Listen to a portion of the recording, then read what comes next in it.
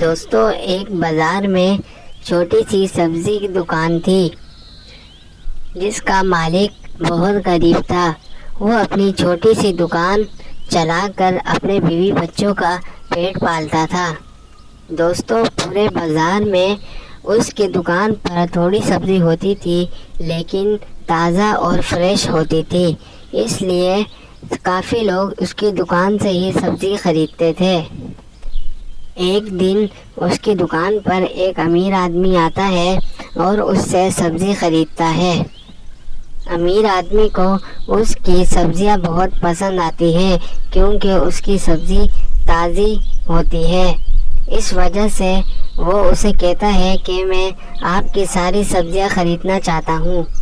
یہ سن کر سبزی والا بہت خوش ہوتا ہے اور اسے اپنے سبزیوں کے سارے ریٹ بتاتا ہے۔ ریٹ سن کر امیر آدمی کہتا ہے کہ میں تمہیں اس کے ریٹ تھوڑے کم دوں گا کیونکہ میں ساری سبزیاں لے رہا ہوں۔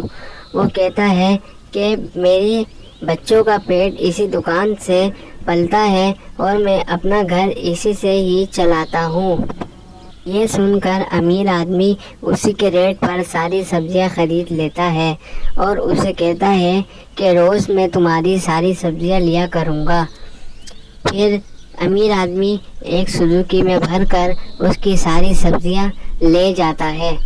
سبزی والا بھی بہت زیادہ خوش ہوتا ہے کیونکہ اسے بہت زیادہ منافع ہوتا ہے اور اس کی سبزیاں بھی ساری بک جاتی ہیں۔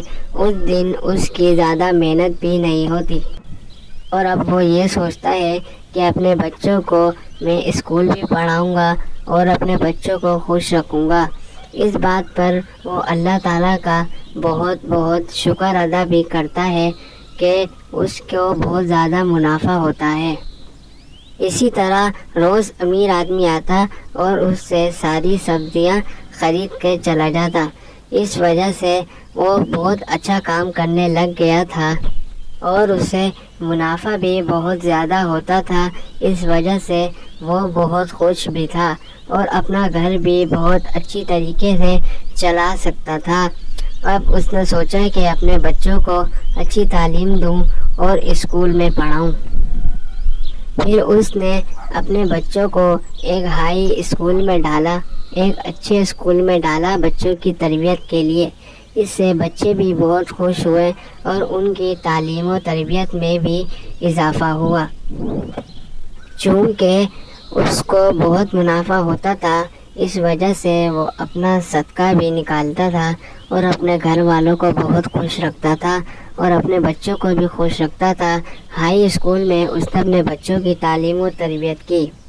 تو دوستو، اس کہانی سے ہمیں یہ سبق ملتا ہے کہ ہم بھی دوسروں کی اس طرح مدد کریں کہ اس کا بھی کام آسان ہو جائے اور ہمارا بھی ہو جائے اور اللہ پاک بھی ہم سے خوش ہو جائے۔ تو اگر آپ اسی طرح کی اور ویڈیو دیکھنا چاہتے ہیں تو ہمارے چینل کو سبسکرائب کریں، لائک کریں اور شیئر کریں۔ شکریہ۔